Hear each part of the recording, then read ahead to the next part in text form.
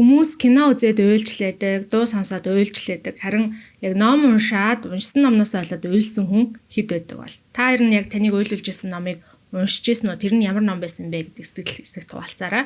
Өнөөдрийн ярих ном болохоор TikTok-оор нэлээд алдартай болоод TikTok-д энэ номыг уншсан хүмүүс өөрсдөө сэтгэлийг илэрхийлэхдээ дандаа намайг нус нулимстай амд хотголдуулсан ном гэж хэлээд байсан. Тэгээд би энэ номыг сонирхоод уншиж үзсэн чинь үнэхээр шөнийн 1 цагт орондоо ихэр татаж уйлж дууссан байт юм аа.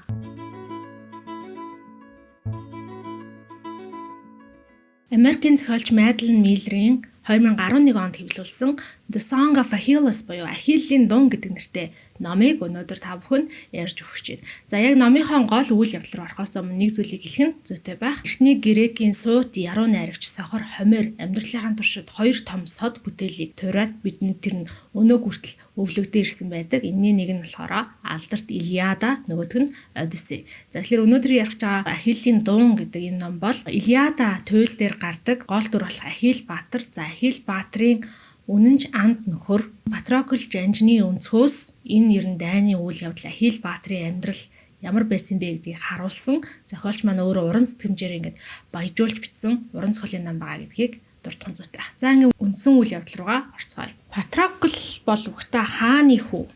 Аав нь хаан байсан, аавынх нь аав нь хаан байсан. Хаан удамтай хүү байжээ. Аав нь намхан пагдгаар бухшиг бадрун биетэй залуу 14 настай байхад нь ээжийг нь авч гэрэлсэн. За ээж нь ч гэсэндээ мөн хааны охин. Гэтэ хааны ганц охин байсан учраас аавынх нь хувьд ээжийнх нь бүх өв хөрөнгө эрх мэдэл болон улс орныг нь өвлөн авах юм ашигтай гэрлэлт байжээ. Гэхдээ ээжийнх нь аав нь буюу Патроклийн одоо өвөө нь яг нэг болцол тавьсан юу юм бэ гэхээр хормын шөнөө хүртэл охиныхоо нүүр царайг харуулахгүй гэдэг болцол тавьсан юм байна. Ингээд Патроклийн аав ээж хоёр дэр нэгтгээд хормын шөнийхөө одоо орой хормынхаа өрөөнд ороод ээжийнх нь нүрийг халахлсан гэвлүүрийг нь автал ээж нь ирээдүйн нөхрөө хараад инээмсэглэжээ. За энэ инээмсэглээс нь болоод Патроклийн аав бол энэ эмэгтэй мангар юм байна. Мулгуу юм байна гэдгийг олж мэдсэн юм байна. Яагаад тэгэхээр эртний Грекэд тэр цаг үед эмэгтэй хүн хадамд гараад эхний шөнөө инээмсэглэдэггүй. Ер нь бол хадамд гарах инээмсэглэж баярлахаар зүйл биш байсан юм байна л да. Нэг жилийн хугацаа өнгөрч Патрокл төржээ. Патроклийн аавын хувьд Патрокл ч гэсэндээ урмыг нь маш их хугалсан. Яагаад тэгэхээр Патрокл жижигхэн биетэй, тунай муутай, намхан, хурдан биш. Яг ганц авууштай тал нь өвчин зовлон ээрээд ахааргүй эрүүл чирэг хүү болж өсчээ. Патроклыг төрмөгц хаан аав нь Патроклыг ээжийнх нь гараас булаан аваад асрагчд өгсөн. Харин ээжийнх нь гарт дэр тэврүүлэхэд ээж нь тэр дэрийгч дэр гэж мэдэхгүй хүүгээж хүү гэдгийг мэдэхгүй тэр дэрийг яг л хүүшгээ ингээд бүүвэлээд бүүвэн дуайлаад хоцорсон гэхээр энэ эмэгтэй бас яг ямар эмэгтэй байсан гэдгийг нь бид нар ойлгож байгаа. За ингээд Патрокл ямар ч гэсэн аавынхаа зэвүү дургу хоёрыг зэрэг хүргээд өсч өндөгөөд 9 нас хүрсэн. 9 нас хүрэхэд нь аав нэг өдөр Патроклыг дуудаад за хоёлаа одоо Спарта руу аян замд гарах боллоо гэж хэлдэг. За Спарта руу яагаад явах болсон бэ гэсэн чинь Спартагийн Тиндарей хааны охин Елена ертөнцийн хамгийн үзэсгэлэнтэй бүсгүй хадамд гарахаар болж гинэ. Елена та гэрлэхийг хүссэн залуучууд газраас Спарта хотод цуглаж байгаа юм байна. За энэ донд Патроклийн аав нь мөн 9 настай хүүгээ Еленатай гэрлүүлэх зорилгоор авч явахар шийдсэн нь энэ байжээ.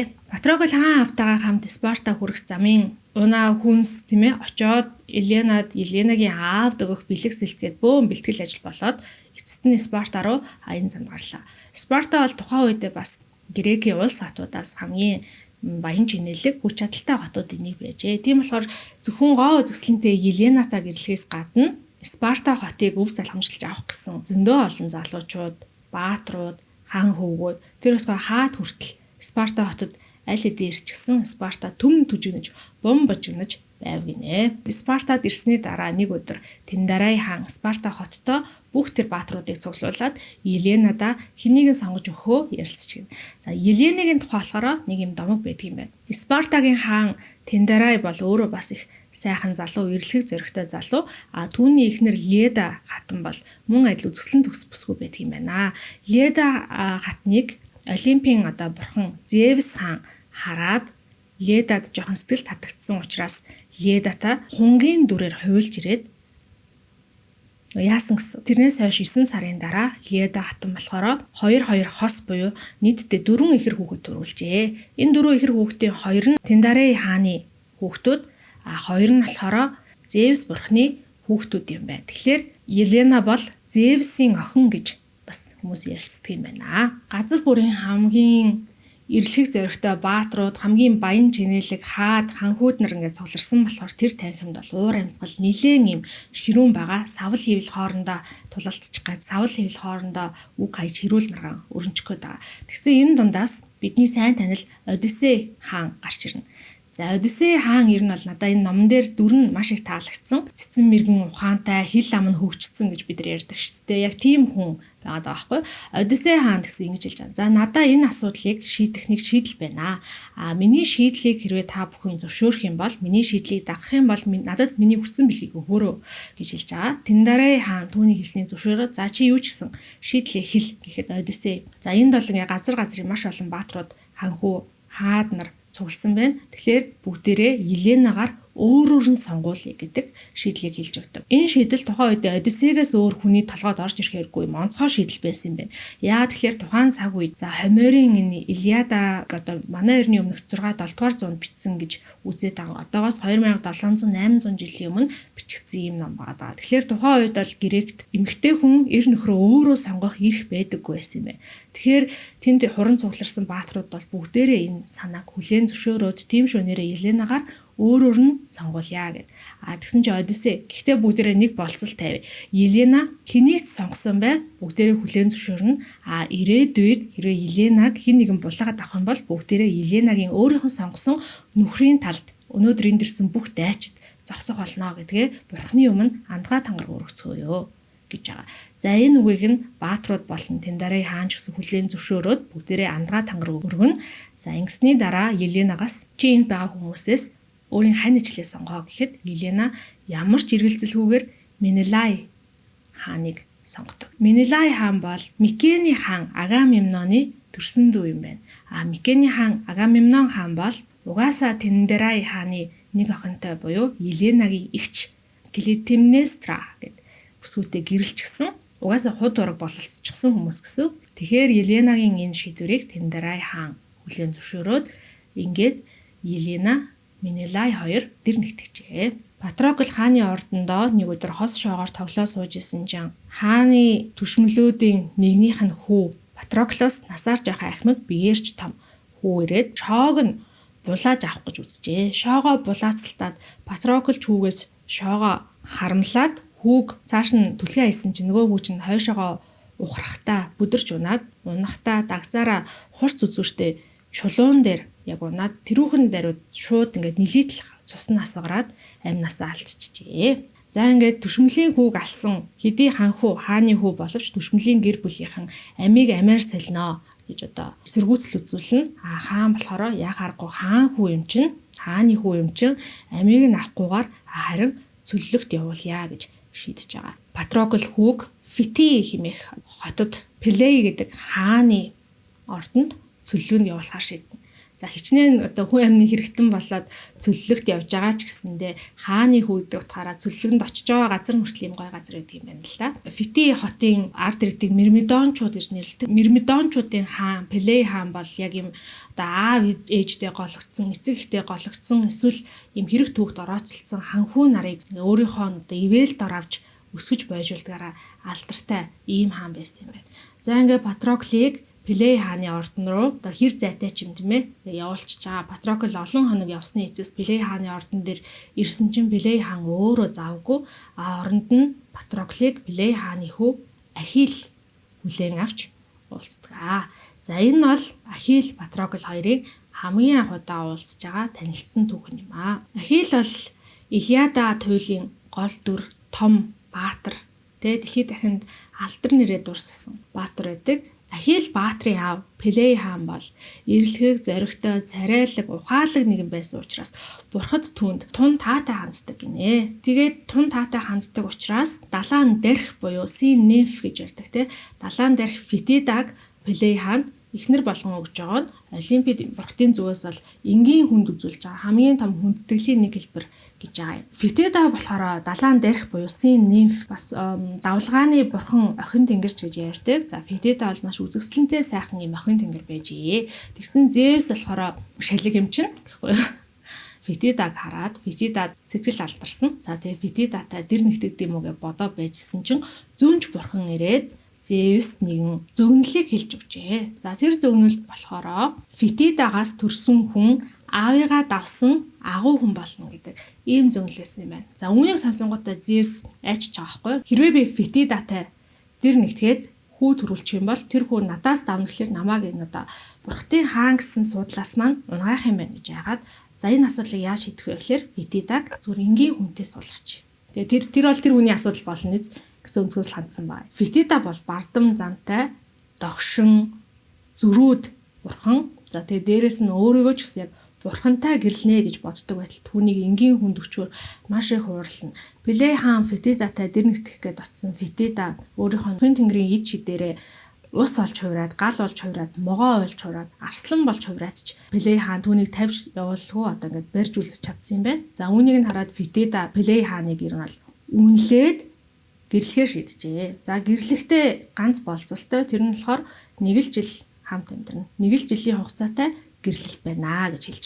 Далаан дээрх Фетида Зевс хааны хайртай хүн Пелей нарын хорин бол мэдээж өргөн дэлгэр болж байгаа. Бүх бурхтыг цуглуулад, Олимпийн бурхтыг цуглуулад, өргөн дэлгэр найр наадам хийгээд нөгөө Аполлон гэдэг бурхан чинь маш сайхан дуулж хуурсдаг юм байна. Дуулж хууртаад гоё юм болж исэн чинь ганцхан бурхныг юусоо урайгүй үлдээсэн байна гинэ. Тэр нь болохоор хэрүүл маргааны бурхан Эрида. Хэрүүл маргааны бурхан Эрида хормонд урагдаагүй дээ. Шарлагаад хорсоод алтан алим аваад алтан алим дээр хамгийн үзэсгэлэнтэй танд гэдэг үгийг сийлээд Хера, Афина, Афродита гэдэг 3 бурхны дунд шидчихжээ. За эндээс болохоор нөгөө хэрүүлийн алим шидэх гэдэг хилц үүссэн юм байна. Нөгөө алтан алимыг чинь Хера, Афина, Афродита 3 хоорондоо булаацалж байгаа.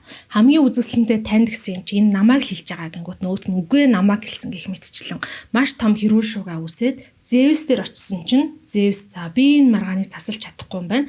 Харин та бүхэн Ида ууланд хонь хариулаад явж байгаа энэ хороогийн хамгийн сайхан залуу болох Парис дээр очиж наад заргаа таслуул гэж хэлжээ. Энэ Парис бол манай номонд ер нь Илиада дээр ч гэсэндээ маш чухал үүрэг гүйцэтгэдэг. Хэдүүлээ жоохон байж аваалж мэднэ.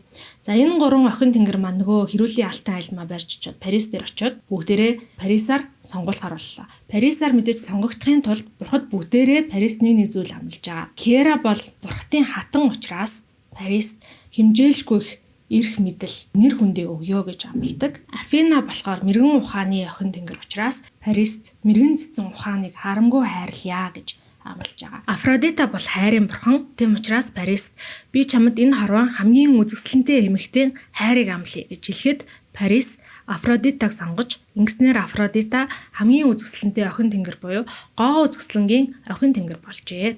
За мэдээж энэ үйл явдлаас болоод Афина Хера хоёр бол Парис туйлын дургу Парисын дайсан болно. Харин Афродита Парисын талаар нэгэн үнэн зүйлийг Парис дэлгэдэг.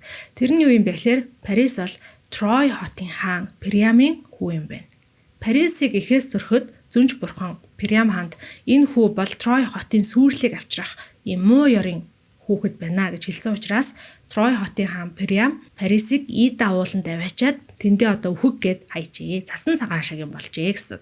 Тэгсэн тэнд амьдардаг хончин гэр бүл Парисыг олж аваад өөрсдөө өсгөж хүмүүжүүлээд ингээ 90 цент хүргэсэн юм байна. Энэ одоо нууцлаг үйл явдлыг Афродита Парист хэлж өгөөд Парисыг Трой хотод дагуулж очиод гэр бүлтэй учран золгуулсан ийм үйл явдал болж ижээ. Пелей Фетида хоёр 1 жил хамт амьдраад нэгэн хүү төрүүлээд түүндээ Ахил гэдэг нэр өгчээ. Фетида дээрх бол хүүгээ мэдээж хинт ч дийлдэшгүй юм баатар болгохын тулд өдрийн цагаар галт хатуужуулж шөнийн цагаар доод твийн ид шидтэй голд хүүгээ дүрдэг байжээ. Хүүгээ голын усанд дүрэхдээ шагаанаас нь барьж агаад дүрдэг байсан учраас Ахилийн бүх бие дийлдэшгүй хүчтэй харин шагаан түүний эмзэг цэг. Тиймээс Ахилийн өсгий гэдэг хэлц гарсан гэдэг бас домог байдаг. За Фетида хүүгээ төрүүлээд 1 жил ерөөсө Пелей хаантай хамт амьдарсныхаа дараа тэр бүхнийг орхиод өөрийнхөө далаа руу буцсан. За ингээд үүнээс хойш бол Пелей хаан хамт амьдрахаа болсон ч гэсэндээ үе Ахилтай ирж уулздаг юм байна. За ингээд Патрокл Ахиллтай хамт Ахиллийн аавын буюу Плей хааны ордонд амьдрахаар болж байгаа. Плей хааны ордон түрүүн хэлсэнчлэн газар газрын эцэг ихтэй гологдсон эсвэл хэрэг төвөгт орооцолцсон хан хөвгүүд ирж амьдардаг гэсэн. Тэгэхээр энэ хөвгүүд бол бараг нийлээд 40-50 хөвгөн багш байгаа.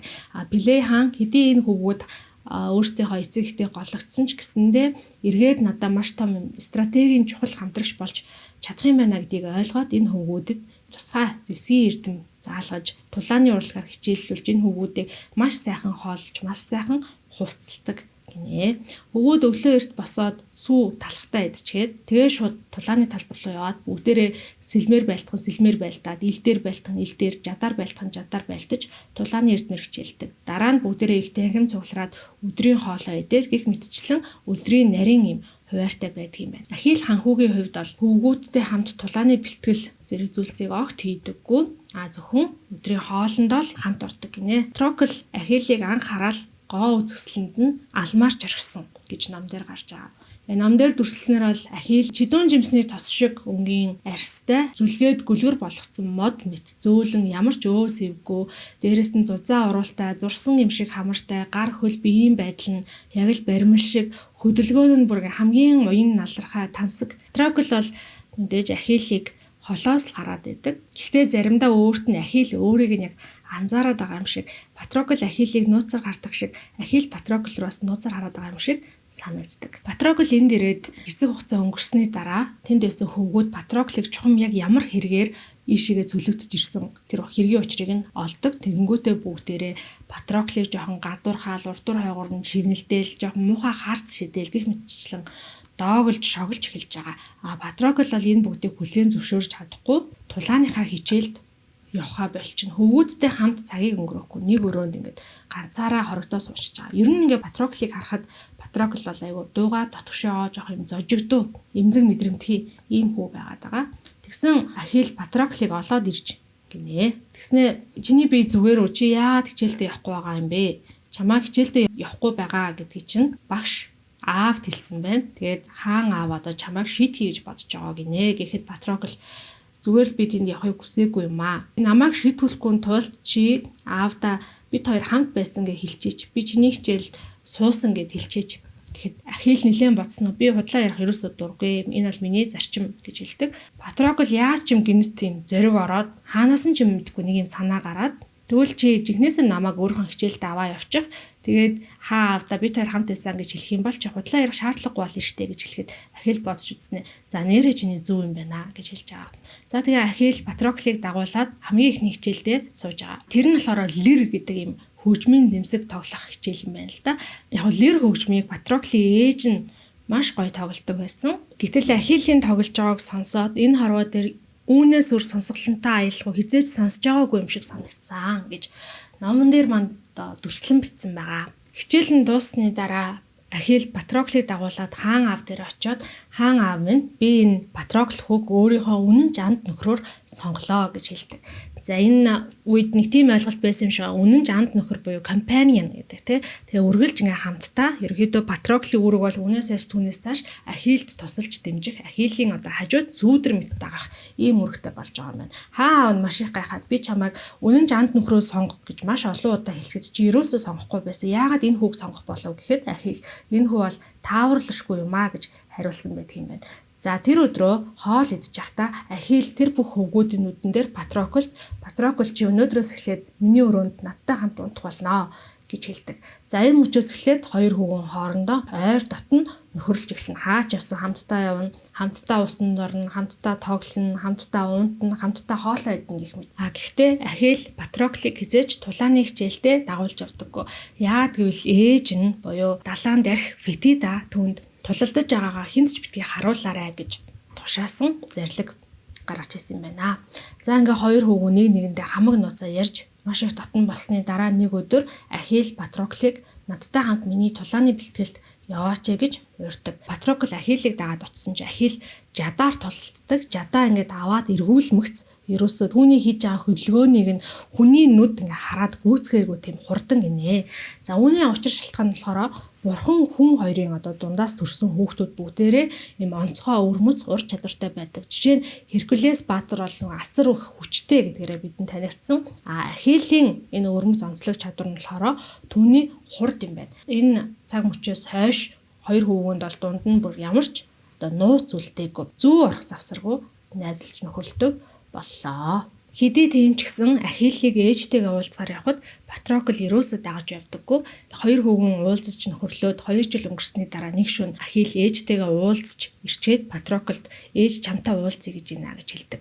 Маргааш шөнө Патрокл Ахиллийн зааж өгсөн тэр газар нь очиод ээжтэй нь уулзтал ээж нь түүнийг маш юм дургуутсан, жигшсэн нүдээр хараад Ахилл өсөж том болоод бурхан болно. Буюу бурхан болж хуурна. Үхэн биш шүү. Чи бол удахгүй үхэн ойлгосноо гэж хэлэхэд Патрокл дэмийл толгой дахиад тэр үедээ өнгөрөөж байгаа. Ингээд цаг хугацаа урсан өнгөрсөөр хөвгүүд 13 нас хүрнэ. Яаж яахт нөгөө тоолвол нас чацуу, төөлвөл нуруу чацуу гэдэг шиг хоёр хүүхэн байгаад байгаа. За энэ үед эртний Грекийн эдний нутагт хөвгүүд сагал ургахаас өмнө эхнэр авдаг байсан гинэ. Пелей хааны ордонд амьдардаг 40-50 хөвгүүд тоглоом наадмаас гадна бас нэгэн зүйл хийдэг болжээ.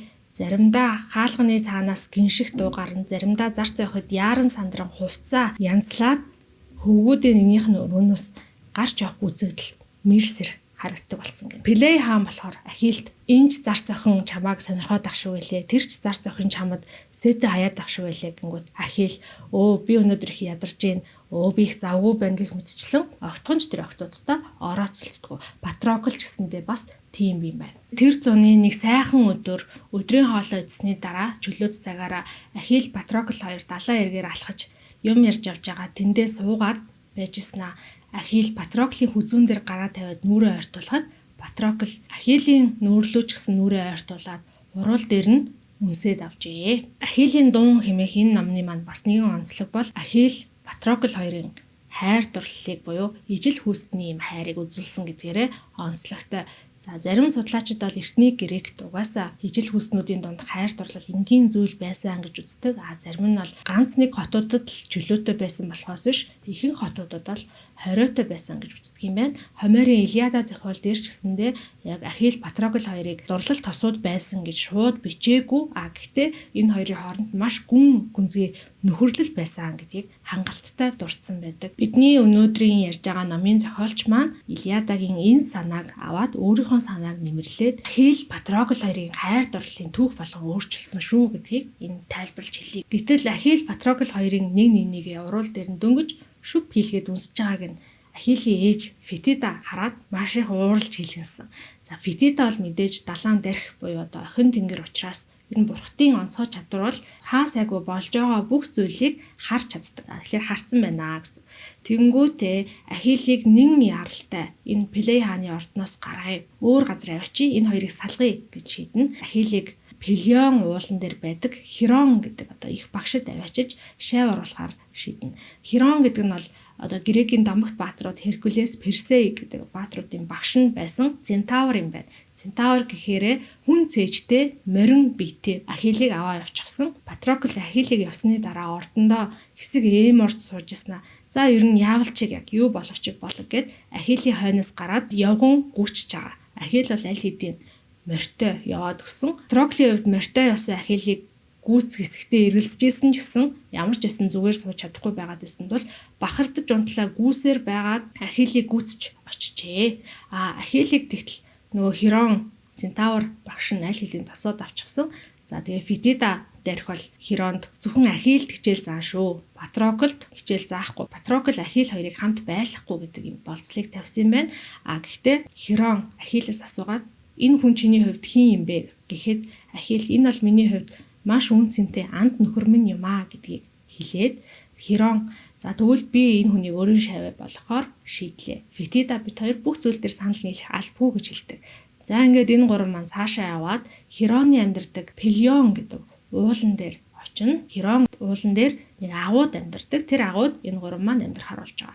Агуу хүн амьдрахаар юм гоё тогтчулсан байдаг. Ханан дээр нь бол руу дүлгөөд гэрэл гэгээтэй болгоод нэг хананд нь 50-оор хийгээд нөгөө дүмпэн сав, ваар, шаазын идэлүүдээ өрчихсөн. Нөгөө ханаар нь дүүрэн хөгжмийн зэмсгүүд өрчихсөн байдаг. Патрокл тэр агууг үзэж сонирхож явж агаад нэг юм сонирхолтой жижигхэн хутгууд, жимглүүрүүд хайч зэрэг байхыг харна. Тэгээд Хероноос эдгээр зүйлс юу юм бэ гэж асуухад Херон наа чин бол мис заслын багчууд гэж хэлдэг. Патроклийн хувьд мис засал гэж юу юм бэ гэхэд мис засал бол хүнийг эдгээдэг ангаах ухааны нэг төрөл юм аа. Чамд таалагдж гин үү гэхэд Патрокл тийм ээ надад маш их таалагдж чинь би ангаах ухаан гихч зүйлийг сурмаар байна гэж хариулна. Херон Ахиллаас чи юу сурмаар байна гэж асуухад Ахилл би бүх зүйлийг сурмаар байна гэж хариулдаг. За ингээд энэ цагаас эхлээд хоёр хөвгүүн Херонтой хамт энэ уулан дээр бие дааж амьдрах тэр аяллаа эхлүүлж байгаа. Одоо Ахиллд хоолыг нь бэлдэж өгөх, усанд оруулах, биеийг нь тослож өгөх тийм зарц шивгчин байхгүй. Гал төлөх модоо өөртөө цуглуулж, идэх жимсээ өөртөө түүж, зас жарахаага ан одоо амтнаа өөртөө агнаж эхэлнэ. Хероны хувьд хөвгүүдийг зэрэгцүүлж суулгачаад лекц тавьж хичээл заадаг багш биш. Үүний оронд яг энэ өдөр тутмын одоо аж амьдралаа хийгээд залгуулад явчих зураа хөвгүүдэд хэрэгтэй зүйлийг нь хэлж өгдөг ийм багш юм байна. Жишээлбэл түүх домгийн талаар ярихдаа хөвгүүдэд хүний биеийн бүтэц анатомиг ярьж өгдөг. Од эрхсийн талаар түүх домог ярьж өгөхдөө од эрхсийг хэрхэн ашиглаж газрын байршлаа олох уу, зөвнөх үү, ирээдүг зөвнөх үү гэх мэт мэдээллүүдийг өгдөг. За ингээд цаг хугацаа өнгөрсөөр 3 жил өнгөрнө хөвгүүд 16 нас хүрнэ. За энэ 16 нас хүртэл жил болгон төрсөн өдрөөр нь Пелей хаан хүүдээ маш сайхан бэлгүүдийг элчээрээ явуулдаг. За мөн энэ 3 жилийн хугацаанд Ахилл ээжтэйгээ одоо тогтмол уулзаар л байдаг. 16 нас хүрснийхаа дараа Ахилл нэг өдөр ээжтэйгээ уулзж ирчээд орой орондоо ороод агуу дотроо нэг ортой тэр орон дээр хамт унтдаг. Патроклд хандаад би өнөөдөр нэг зүйлийг олж мэдлээ ээжээс. Ээж энэ дэлхийд хаа сайгүй болж байгаа үйл явдлыг хүссэн үедээ харж чадна. Гэхдээ Пелеон уулыг харж чадахгүй юм байна гэж хэлдэг. Ингэж хэлээд хэсэг бодол хийснийхаа дараа Ахилл Патроклийн биед бие наагаад уруулд нь уруулаа хүргээд үнсэж эхэлнэ. За энэ хэсгийг манай зохиолч маань яг өөрийнхөө үгээр түүний чихэр мэт халуун амьсгал миний хоолоор уурсан ороход би юу бодож юу хийх учраа үл олон амьсгал бүрийг нь ууж эхлэв. Би түүний хүзүү цэжийг үнслээ. Тэр буйлс самар газар дэлхий мэт үнэртэж надад хамаг бие нааж уруулыг минь дарс мэт шуналсан сорноо гэж дүрсэлсэн байгаа. Ингээд цаашаага мэдээж нэмэх 18 зүйл болсон баха. Тэр өдрөөс хойш нэг худалгүй уулын ёроолоос бүрээндүү гараад Ахилл Патрокл хоёр гүн очиход Пелей хаан элчээ явуулсан байдаг. Ханхүү Ахилл гэртээ нэн яралтай буцаж ирнэ үү? Ар гэрт чинь яаралтай чухал ажил гарлаа гэсэн одоо зарилгийг явуулсан байдаг. Ахилл Патрокл хоёр агуудаа буцаж очиод өөрсдийнхөө ганц нэг өмсөх хувцсыг баглах гад ирэхэд Херон аль хэдийн ирчихсэн. Тэр хоёрыг хүлээж идэг. Ахилл Херонд бид хоёр хэдхэн хоноод удахгүй хүрээд ирнэ гэж хэлэхэд Херон зөрүүлээд Ахилл чи арт түмэн чинь чамааг дайн тулалтахыг хүсвэл чи ямар хариулт өгөө сайн бодоорой. Харин Патрокл чи өөрийн гэсэн зүйлээ бусдад зүгээр л өгөөд бууж өгдөг тэр зангаа болоорой гэж хэлээд явуулнаа. Ахилл Патрокл хоёр явсаар Пелей хааны ордонд ирэхэд хааны ордонд Ахиллийн ээж Фетида дээрх хүртэл ирчихсэн байдаг. За ингээд Пелей хаан их танхимдаа тансаг оройн зогийг барина. Энэ хүртэл Пелей хаан ер нь яг ямар учраас Ахиллыг дуудах болсон шалтгааныг хэнд ч хэлээгүй юм байж. Оройн зог дууссаны дараа танхимд байгаа бүх хүнд хандаж Пелей хаан ингэж хэлнэ. Спартагийн хаан Менелай хааны эхнэр Еленаг Троийн хаан Приамын хүү Парис хулгайлжээ. Ийм учраас Менелай хааны ах Микены хаан Агамемнон нар Грекийн бүх улсуудыг цуглуулад Троийн эсрэг дайн зарлахаар шийдсэн. Энэ дайнд манай улсыг ч мөн оролцуулсан байна. Баян чинээлэг өндөр хөгжилтэй Трой хотыг дайлаар мартах юм бол дайны олц хишиг гарцаагүй их байх болно. Энэ дайнд манай Мирмидончууд ч гэсэн явахыг хүсэж байгаа. Дээрэс нь Патрокл энэ дайнд явхаас өөр аргагүй. Яагаад гэвэл Еленаг Менелай хаантай гэрлэхэд тэнд байсан бүх хүмүүс Еленаг хулгайлахад Менелайн талд орж байлнаа гэдэг андгаа тангарыг өргөсөн. Тэгэхээр Патрокл угаасаа явна. Харин Ахилл чи их зэрэгэ манлайлаад яв гэхэд Ахилл би гэхдээ Херон багшаас сурах зүйл маань дуусаагүй байгаа гэж хэлээд зоог тарж байгаа. Гэхдээ хөрхи орой унтахаасаа өмнө Ахилл бодож байгаад Патроклд хэрвээ чи тэр дайнд заавал явахар болох юм бол би ч гэсэн чамтай хамт явна. Чамаа хизээж ганцаараа ингэ явуулахгүй гэж хэлдэг. Ингээд тэд дундаж амраад маргааш өглөө нь боссон чинь хөөрхи Патрокл Ахиллыг олдоггүй. Ахилл байхгүй болчихсон. Ордон даяар хайж бүгээдж олдохгүй. Патрокл ордны одоо нэг зарцаас битээ та Ахиллыг аваа явсан гэж сонсоод Пелей хаан дээр гүйж чинь. Хаантан минь та Ахиллыг хаашаа авч явсныг надад хэлээд өгөөч гэхэд хаан хэлэхгүй нэлээд зааргалж яснаа танхимдаа байсан бүх хүмүүсийг гаргаад Патроклийн чихэнд Ахиллыг Скирос арал руу авч явсан гэж хэлдэг. Патрокл гүн гарах гэхэд Пелей хаан өөрийнхөө одоо Эрдэнсийн санг за Нятлан бавтгчийг гэх юм уу Феникс гэдэг одоо өвгөнийг дуудаад Патроклд мөнгө өгүүлээд Патрокл тэр мөнгөөр нь усан онгоцонд суугаад Скирос арал руу явж байгаа. За энэ аялал нэг сар орчим үргэлжилж байгаа юм шиг байна. Патрокл Скирос арал дээр ирээд Скиросын хаантай уулзах гэтэл хаан нэгэнт өгшөрсөн учраас Патроклыг хүлээж авч уулзах чадахгүй. Харин түүний оронд хааны охин Дейдамея гүнж Патроклыг хүлээн авч уулзна. Патрокл гүнжтэй уулзаад за би өөрийн нэг эрхэм найзыг хайж энэ хүртэл ирлээ. Найздаа хэлэх үг байна. Та миний найзыг мэдвүү хэмээн асуухад Дейдамея гүнж би таны найзыг мэдэж ч магадгүй, мэдгүй ч магадгүй. Та ингээд оройн хоол хүртэл бидэнтэй хамт байгаад хамтдаа оройн хоол зооглоод тэгээд тэгсний чин дараа би яг найзыг чи мэддэг үгүйгээ хэл хэсгээ шийдээ гэж хэлж байгаа. Патрокл мэдээж өөр ямар сонголтгүй учраас оройн зоог хүртэл хүлээгээд оройн зоогон дээр тэгсэн Дейдамея. Та Дейдамея ба түүний бүжигчийн охтын талаар сонсч ирсэн үү? Патрокл үгүй сонсож байгаагүй гэж хариулна. Дейдамея маш их гайхаад манай бүжигчийн охид грек даяараа алдартай штэ. За тэгвэл бид нэр чамд бүжиглж үзүүлье. Үүнээс хойш түүнээс цааш Дейдамея ба түүний бүжигчийн охид гэж сонсоогүй гэж хэлэхээргүй болгоё гэж хэлээд бүжигчийн охтоо дууддаг. Пелей хаан бол одоо эцэгтэй гологдсон хөвгүүдийг гэртээ авчираад өсгөдөг гэж түрүү хэлсэн. Скиросын хаан болохоор эцэгтэй гологдсон бишэлтэй. Ер нь бол гүнж нарыг өөрийнхөө одоо ивэл дор авчираад сургаж боловсруулж хүмүүжүүлдгээрээ бас алдартай юм байна. Дейдамея бол түүний охин гүнж. Дейдамеятай бүжилж байгаа бусад охид бол газрын хаадын охид гүнжнэр гинэ. Охтууд гарч ирээд Патроклийн өмнө бүжиглэж эхэлнэ. Тэр донд Дейдамея голтон зогсчихсон хамгийн үзэсгэлэнтэй хамгийн сайхан бүжиглж байгаа бүсгүүн байдаг. Дейдамея бүжиглэх явцдаа яг хамт бүжиглж байгаа нэг бүсгүүрөө дахин хараал инээмсэглэл нүдэ ирмэл бүр сэтгнэд байдаг. За ингээ бүжиглээд дуусны дараа тэгтэл нөгөө Дейдамеягийн хараад сэтгнэд исэн бүсгүүн гинэд Патрокл руу гүйж ирээд Патроклыг тэрж аваад унана. Гэсэн тэр нь Ахилл байжээ. Ахиллыг ээж нь дайнд явуулахгүй тулд Скирос арал дээр авчираад өөр нэгэн хааны гүнж нэрийдлэр эмэгтэй хүний одоо хувц өмсгөөд эмэгтэй дүр тоглуулад нуугаад байжсэн нь энэ юм байна. Ахилл Патроклыг тэрнгээ танхимдсан бүх хүнд хандаад миний эр нөхөр намайг авах гэж ирлээ. Тэгэхээр би энд одоо цааш байх шаардлагагүй боллоо. Одоо би явлаа гэхэд Дейдамея гүнж тэрнгээр бөөн уйлан хашаараа чимээ шууган болно. Скиросын хаан сандарсандаа тэр танхимдсан бүх хүмүүсийг гаргаад хаан Патрокл Ахилл Дейдамея дүр үлдчихэж байгаа. Дейдамея гэсэн чинь хаан та харахгүй байна уу? Энэ бол Ахилл. Энэ бол эрэгтэй хүн гэхэд хаан маш их гайхна. Ахилл бол өөрийнхөө үннийг хүлээгээд тийм ээ хаантан би таныг хуурай гэж бодоогүй юм шүү. Зүгээр л ийм шаардлага гарчихлаа. Гэхдээ би бол Пелей хааны хүү Ахилл мөн гэж хэлж байгаа. Одоо ингээд би анд нөхөр минь ирсэн учраас явъя да гэхэд Дейдамея би чамааг явуулахгүй. Бид хоёр гэрэлсэн эхнэр нөхөр болсон. Чиний ээж чинь бид хоёрыг гэрлүүлсэн штэ гэж хэлнэ. За тэр мөчөд муу хүнийг дурсахаар гихчээр Фетэда тэр өрөөнд орж ирж байгаа. Дейдамея өргөлжлүүлээ чи намайг хайж явж болохгүй. Чи намайг хаях юм бол би чиний энэ гутамшигтай гулчгар үйлдэлийг чинь хүн болгонд хэлнэ. Би хизээч чимээгүй байхгүй гэх мэтчлэн одоо орилж харлж эхлэхэд Фетэда чи өөрөө чимээгүй байхгүй бол би чамайг чимээгүй болгох чинь чадна шүү гэд сүрдүүлж байгаа. Ингээд Ахилл гарах гэтэл Дейдамея гизээ бариад та нар миний амьдралыг сүрүүллээ. Би хүнтэй ингээд албан ёсоор гэрлээгүй байж жирэмсэн болсон гэдэг нэрийг зүүх чинь. Би Ахиллтэй унтсан, бид хоёр хүүхэдтэй болсон, би жирэмсэн болсон гэж хэлнэ.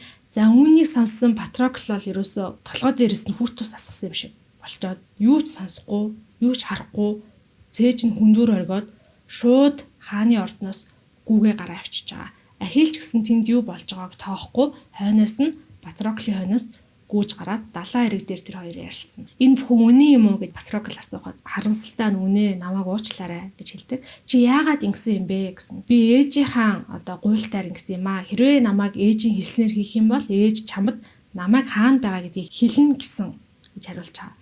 Патрокл тэгсэн. Чи энэ бүхний төлөө шал дэмий хийжтэй. Ээж чинь чамайг хаана байгааг надад хэлээгүй. Харин хаан аав чинь надад хэлсэн гэхэд Ахилл бол урам нь маш их хугарж байгаа. Ахилл гэхдээ надад хүнтэй гэрлэх түүнтэй унтах тийм таатай сайхан байгаагүй. Чи биш байсан учраас би ингээ хорон мөч болгонд чамаа байсан ч болоосай л гэж бодоод исэн гэх мэтчлэн. Тэгээ Патрокл болж бодож байгаа. Нэрэж энэ хүн надад буруу зүйл хийгээгүй, энэ хүнийг уучлах шалтгаан байхгүй байна гэснээр тайвшаад эргэж ирдэг. Хааны ордонд эргээд ирсэн Скиросын өвгөн хаан тэр хоёрыг хүлээгээ байж идэг. Тэгээ Ахилд чи одоо манай гэрт ирснээр миний арал дээр миний хаан тусалд ирснээр маш их гай зовлон тарьлаа. Чиний ээж чинь бол яваад өгсөн. Харин миний охин өрөөндөө уйлаад хэвдэж байна. Ингээд миний охин хүнтэй гэрлээ бууж хүүхэд тэгээд нэр төрөө алдлаа. Юу ч болж исэн гэсэн түүнээс төрөх хүүхдийг чамаар овоглоно шүү гэхэд Ахил тэлгүй ах би өөрийг хариуцлага хүлээнэ л гэж хариулж байгаа юм. За ингээд хэсэг хугацаанд Ахил Патрокл хоёр Скиросын хааны ордонд амьдрахаар олно. Тэр хоёр өглөө эртлэн босоод Ахил жадаараа тулааны бэлтгэлгийг харин өдөр болон оройн цагаар нөгөө гүнжийн хувцсыг өмсөөд ус мүсээ буржилгаад эмэгтэй хүний дүрд орсон хിവэрэ амьдарч байна. Нэг өдөр Ахил Патрокл хоёр далайн эрэг дээр юм яриа суужсэн ч алсад усан онгоц харагдаад эхэлнэ. За ингээ усан онгоцоор ирсэн хүмүүсийг тэр оройно хааны ордны их танхимд хүндэтгэлийн зоогоор хүлээн авнаа. Энэ ирсэн хүмүүс бол Итакагийн хаан Одиссей бидний танил, Аргосын хаан Диомед тэргүүтэй хүмүүс байгаа. Одиссей Диомед хоёрын бас яг хоорондын харилцаа номон дээр маш хөвгөлтэй сонирхолтой гардаг. Нэг ингээл байнга явуулаад чадаал хоорондоо хэрэлдэж байгаа юм шиг байгаад байдаг хөвгөлтэй найзууд байдаг. Яг тийм харилцаатай юм шиг надад санагдсан. Одиссей Диомед нар хоолоо идчихсэн аа. Скиросын хаанаас Дейдамея ба түүний охид гэд алдартай бүжигчд байдаг гэж танаа ордонд сонссон. Тэр бүжгийг чинь үзье л та гэхэд хаантан за Дейдамея бол авга ихчиндээ айлчилж очих гээд эзгүй байгаа. Гэхдээ түүний бүжигчийн охтыг бүжиглүүлэх боломжтой гэж хэлээд нөгөө охтууд чинь гарч ирээд бүжиглж байгаа юм. Яг хөө Дейдамея бол яг тэр ингээд эрднийн юм зүйлт байлаа гэхэд хамгийн гол том чулуун байсан гэж төсөөлчих болох юм байна. Хамгийн гоё том чулуун байхгүй болохоор хэдийгээр бүжиг гойч гэсэндээ жоох уу тартай байжээ. За тэр ч яг. Тэгээ бүжиглээд дуусны дараа Одиссей Диомед хоёр юм алт эрдэнсээр гоёл чимэглэлээр дүүрэн юм том авдруудыг гаднаас оруулж ирж нээгээд охтуудад хандаад та бүхэнд бэлэг болгоод авчирсан юм аа. Та бүхэн эндээс хүссэн зүйлээ сонгоод авч болно гэж хэлнэ. Охтууд ингээд мэдээж тийм гоё ганган зүйл хараал очиол ингээд нэг ч эмэг үзээл, нэг ч бөгж үзээл, зүйлт үзээл, өнгөсөг үзээл яваад байгаа. Тэр донд Ахил дүртээ тавуулчихсан явж байгаа штэ тий. Ахил ч гэсэндээ худлаагаасаа тэдний дунд орчихсан ингээл эмэг хараал байж исэн чинь гаднаас бүрэн дуу 3 удаа чанга дуурдаг. За ингэж бүрэн дуу 3 удаа чанга дуурна гэдэг маань дайсан дайрж явж байгаа. Дайрахтаа бүр маш ойрхон дөхөөд ирсний дохио юм байна. Нөгөө нэг алт эрдэнсийг үзээд сонирхоод байж исэн бүжигчийн охид бүгдээрээ ойролдож хашгиралдаж тал тийшээ гүгээд зүгтхад 3 дахь бүрийн дуун баг дуугарч дуусаа байхад мань Ахил хаанаас ч мэдгүй нэг жад нэг сэлэн барьчихсан гэд баатрын дүртэ орцсон. Тулгалтад бэлэн болцсон зогсож идэг. За түүнийг хармагцсан Одиссей эрхэм ханхүү Ахил та сайн байна уу? Таныг олох гэж бид нар бас нилээд хичээлээ шүү гэж хэлээд Скиросын хаанаас бид хэд тусдаа хувийн уулзалт хийх гэсэн юм аа. Та тийм өрөө өгөөч гэгээд тусдаа өрөөнд орж уулзж байгаа. За ингээд Одиссей хэлж байгаа. Баян чинэлэг Трой хотын эсрэг грекүүд бид нар нэгдэж Агамемнон хааны удирдлагаар байлтаар болсон. Энэ байлдаанд Ахил чамайг оролцохыг бид нар хүсэж байна. Түүн дээр нэмээд зүнж бурхан ингэж хэлсэн юм байна. Ахил хэрвээ Трой руу явбал үеийн үед дурсагдах алтар нэр хүндийг олноо. Харин Трой руу явахгүй бол яг одоо Скиросын хөгшин хаан шиг хинч нэрийг нь санахгүй тэгээ замбархан алга болох болно. Түүний их хурд хүч чадлын хүртэл байхгүй болно гэж Бурхад зөвгөнсөн. Тийм учраас чи алтар нэртэй болёо гэвэл үеийн үед дуурсагдъя агуу гавьяата болёо гэвэл Трой хот руу бидэнтэй хамт яв. Хэрвээ чи Троийн хамгийн эрлэг дайчин Хекторыг алах юм бол энэ дэлхийн хинт ч байхгүй тийм их гавьяаг хүртэх болно гэж хэлдэг. Тэгтэл яг энэ үед Фетида уур хилэн болсоор орж ирнэ. Одиссей чи энэ зөвгөнлийг миний хүүд хэлэх юм бол яагаад зөвгөнлийн үргэлжлэлийг хэлэхгүй байгаа юм бэ? Зөвгөнл юу гэж үргэлжилдэг юм бэ гэхлээр Одиссей хэлсэн үнэн. Үнэхээр Ахил Трой руу явах юм бол Троийн дайнд ялах нь тодорхой. Нэр хүндээ алдар гавьяага дуурсгах нь тодорхой юм байна. Гэхдээ Ахил Трой руу явбал хизээж эргэж ирэхгүй. Тэндээ үүрд үлдэх болно. Буюу тэндээ үхэх юм байна. Ингээд Ахил маш хэцүү сонголтын өмнө ирж байгаа. Гэхдээ бүтэн шүнжэнгөө бодож байгаад өөрийнхөө сонголтыг хийн. Би хинч биш байж урт насалж өгснээс алдар гавьяага түгээгээд үгсэн дээр юм байна. Трой руу явах болно гэж шийдээд ээжтэйгээ очиж уулздаг. Ээжтэйгээ уулзчаад ирээд Патроклд ээжтэйгээ ярьсан зүйлээ хэлж өгч байгаа юм. Ээжтэй яртал энэ зөвнөлийг бол үнэн гэж байна. Үүн дээр нэмээд хэрвээ Троийн баатар Хектор үхэхгүй бол би үхэхгүй юм байна. Хектор үхэх юм бол тэрний араас би дагаад үхэх юм байна гэж ээж хэлсэн гэ. За ингээд Ахилл Патрокл хоёр Трой руу явахаар шийдсэн учраас эхлээд өөрсдийнхөө улс руу Фити руу яваад дайны бэлтгэлээ хангах хэрэгтэй болно. Одиссей Диомед нартай тэр хоёрын хөлөөр Фити рүүгээ буцаж байгаа. Фити рүү буцаад хийх аялал бол сар орчим үргэлжлэнэ. Энэ хугацаанд Ахилл Одиссейгээс асууна. Бид нар ер нь яг ямар хүмүүстэй мөр зэрэгцэн байлдах вүлээ? Ямар хүмүүсийн эсрэг байлдаж байгаа илээ гэдэг. Манай талынхан гэх юм уу? Одоо Ахиллийн Одиссейгийн талынхан бол Ахилл, Диомед, Одиссей түн дээр нэмээд Елена эхнэрээ алдсан хаан Менелай Спартагийн хаан болчихсон. За Менелай хааны ах Микены хаан Агамемнон, том жижиг Аякс гэдэг хаад, за мөн хөгшин хаан Нестор гэдэг хүмүүс бол байлдах юм байна. Энэ хүмүүсийн цэрэг армууд орох юм байна. Эсрэг талаас бол мэдээж Трой байгаа. За Троийн хаан Приам бол 50 хүүтэй, 50 охинтой юм өнөр өтгөн гэр бүл гинэ. Хөвгүүд нь бол бүр хөлд орсноос эхлээл сэлэн барайл тулдаал тулааны урлагаар хичээлдэг. Хамгийн бага одоо 10 настай хүүхэд нь хүртэл ямар ч баатараас илүү тулдах авьяастай. Приам хааны 50 хөвгүүдийн ахмад нь бол бидний түрүү яриад байсан. Троийн хамгийн эрлэг дайчин Хектор юм байна. Хекторын дүү Парис бол яг Менелай хаанаас Еленаг нь хулгайлаад авчихсан. Хэрвээ санаж байгаа л нөгөө 3 бурхны хэрүүлийн альмыг нь шийдэж өгсөн дэлхийн хамгийн сайхан залуу гэгдээд байгаа. Тэр залуу бидний эсрэг байлдах юм байна. Бүтэн сарын аяллаа дараа Ахилл Патрокл нар Фити хотынхоо иргэдээр ирсэн чинь Фитигийн ард иргэд буюу Мирмидончууд аль хэдийн далайн иргэдээр гараад ирчихсэн. Одоо баян чинэлэг Трой хотыг дайлар мордно гэж цус нь хөөрч өгсөн.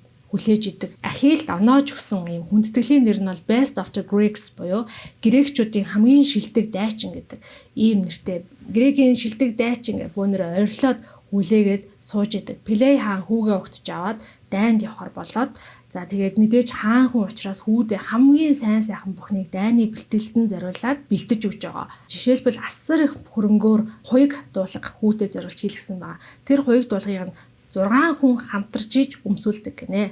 За түүн дээр нэмээд хормын бэлэг болгоод бурхтаас өгсөн хүлэг морь байгаа. Хүлэг морьдыг морь тэргэнд хөллөхөд хөтлөөд явж чадах ганцхан хүн бол Автомедон гэдэг хүү юм байна. Тэр хүүг мөн өгж байгаа. Херон багшаас нь болохоор Ахилл зориулаад зөвхөн Ахиллийн гарт зориулсан. Ахиллийн биений нэг хэсэг юм шиг болтол нь тийм уралсан жадыг бэлгэлж байгаа. Трой руу хийх аян дайнд 6-7 хоног бэлдсэний дараа дайндаа гарах өдөр ирнэ. Мирмидончууд буюу одоо Ахиллийн удирдлагын дор нийт 50 хөлөг онгоц энэ дайнд явж байгаа. Энэ хөлөг онгоц бол түрүүн нөгөө Одиссей Диомед хоёрын сууж ирсэн хөлөг онгоцтой харьцуулшгүй тийм том, шин, маш гайхалтай хөлөг онгоцуд байна. За энэ хугацаанд Ахилл бодож жагаад Тройд үхэн гэсэн зөвнөлийнхөө талаар хаан аавдаа хэлэхгүй байхаар шийднэ. Ингээ явах өдрөө аавыгаа очиж чанга гिचэн тэврээд эргэж харлахгүйгээр хөлөг онгоцтой сууна. Харин хаан аав нь хүүгээ 9 минь дэргэж ирэхин өрөөлийг дэвшүүлээд гараараа далсаар ард нь хоцорж байгаа.